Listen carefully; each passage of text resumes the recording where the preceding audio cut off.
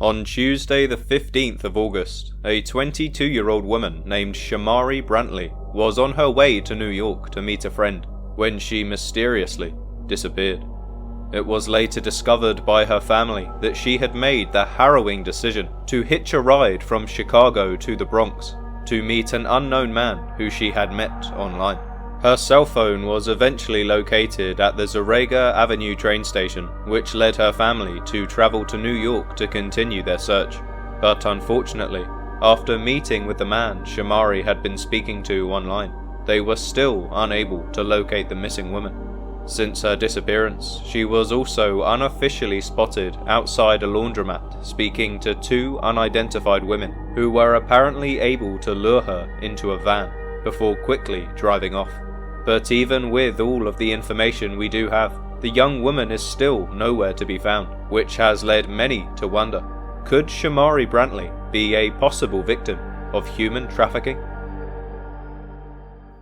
Shamari Brantley was born on the 18th of May in 2001 to her loving mother, Artemis Cotton. Little is known about her home life other than the fact that she was raised in the city of Wheaton, Illinois, and she unfortunately suffers from a number of mental health issues, according to her family. Most notably, she struggles with mild schizophrenia, which means she is supposed to take daily medication to reduce her feelings of anxiety and aggression. But despite her clear challenges, Shamari has always been described as a kind-hearted and trusting person who is deeply loved by everyone who knows her. So when she failed to return home a couple of months ago, her family immediately knew that something was very wrong. On Tuesday the 15th of August, the 22-year-old woman left her family home in Wheaton, Illinois, to see if she could hitch a ride to New York to meet a friend she had been speaking with online. After making her own way to Chicago, her family believe she then approached a truck driver to see if she could hitch a ride to the Bronx, where she planned to meet her new friend. Once she found a willing person, she was then driven to her desired destination and dropped off somewhere near Westchester Avenue, where she was later seen talking to two women outside a laundromat. After confessing how tired and hungry she was, the two women offered to help Shamari and convinced her to climb into the back of their van, where they would feed her and give her a place to stay. However, this would soon reveal itself to be a potentially fatal decision, as a man was then seen entering that van just before the vehicle quickly sped off out of sight. This would be the last unofficial sighting of Shamari Brantley. On Wednesday the 16th of August, Shamari's mother, Artemis, called the Illinois State Police to report her daughter as missing when she failed to return home the day before.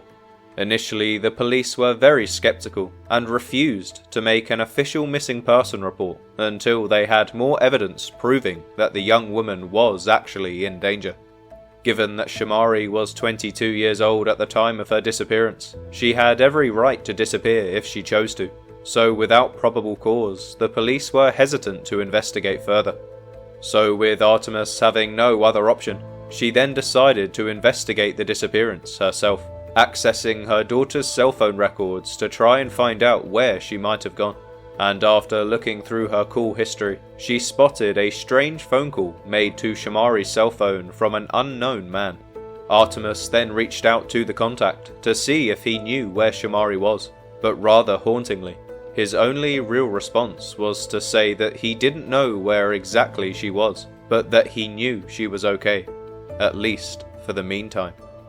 Now, as I'm sure you can imagine, this information was both relieving and worrying, as although it would seem Shamari was still alive, there were no guarantees that she was safe.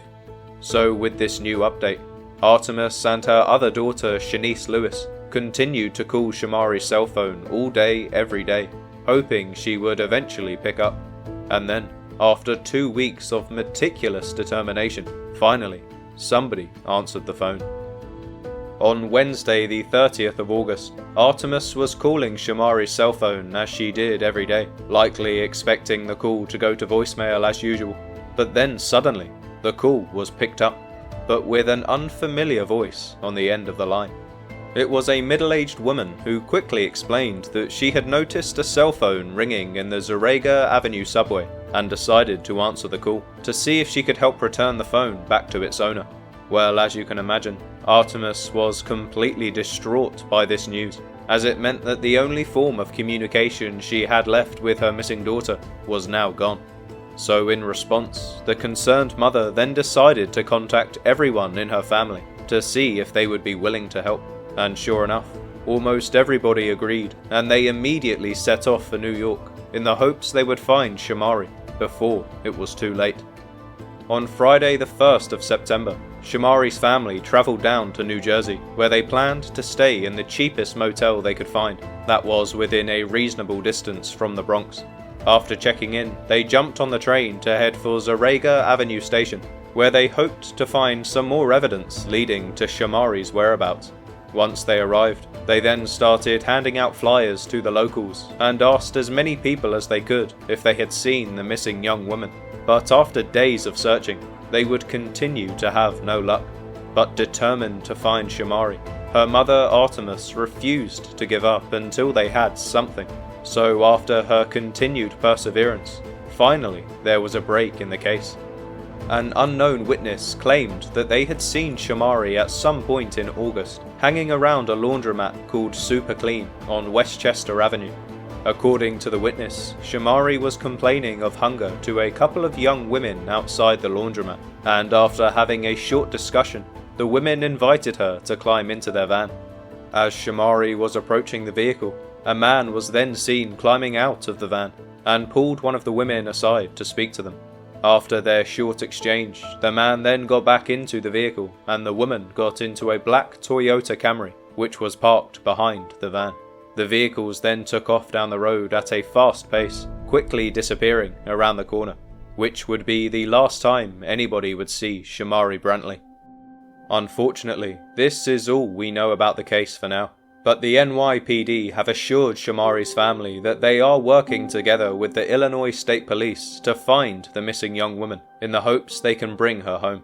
However, with Shamari now being missing for over 2 months, her safe return is looking more and more unlikely as the days pass. So with that, let's get into some of the potential theories. Now, I think we can all agree the first place to look here would have to be this mysterious man that called Shamari on the day of her disappearance. After all, he seemed to know she was somewhere in the Bronx and was okay, but his use of the phrase, "for the meantime," is certainly not a detail we can gloss over. What did he mean by this? Did he know she was in potential danger? Or was he just being honest for the sake of the family, as he knew she was a young woman far away from home and therefore danger was an inevitability? Either way, this man certainly knows something, and so the police should surely start their search here. But to add more fuel to the fire, before the NYPD agreed to take this missing person case seriously, Artemis was forced to conduct her own investigation. And during this time, she and a few other members of the family made their way to Carpenter's Avenue, which was the street that this mysterious man lived on. According to Artemis, she was able to speak to the man, whose identity is still yet to be revealed, but unfortunately, he claimed he didn't have any extra information other than he knew Shamari was somewhere in the Bronx. However, after days had passed with no more leads, Artemis decided to try and get a hold of him once again, but this time he refused to meet. The family then managed to track down his exact residence and proceeded to bang on his door repeatedly, demanding another conversation, but he refused to answer the door. A phone call was also made to the man as the family were waiting outside the house, and on one occasion he accidentally picked up, and the family were able to hear themselves shouting outside. This confirmed that he was very likely inside the house and refusing to face Shamari's family. So based on all of this evidence, I think there has to be a lot more information that this man is withholding for one reason or another. And with Shamari being missing for over 2 months, I would hope the police can soon get a warrant to search his house, or at the very least bring him in for questioning. But whether or not this potential suspect was involved in Shamari's disappearance, surely he can't have been acting alone. If the witness was correct when they identified Shamari getting into a van along with 2 women and a man, this would mean we are dealing with an organised group. But what would be the purpose of luring Shamari over to the Bronx in the first place? Well, a haunting fact that seems to be becoming more and more prevalent in today's society is that women are continually being forced or tricked into human trafficking.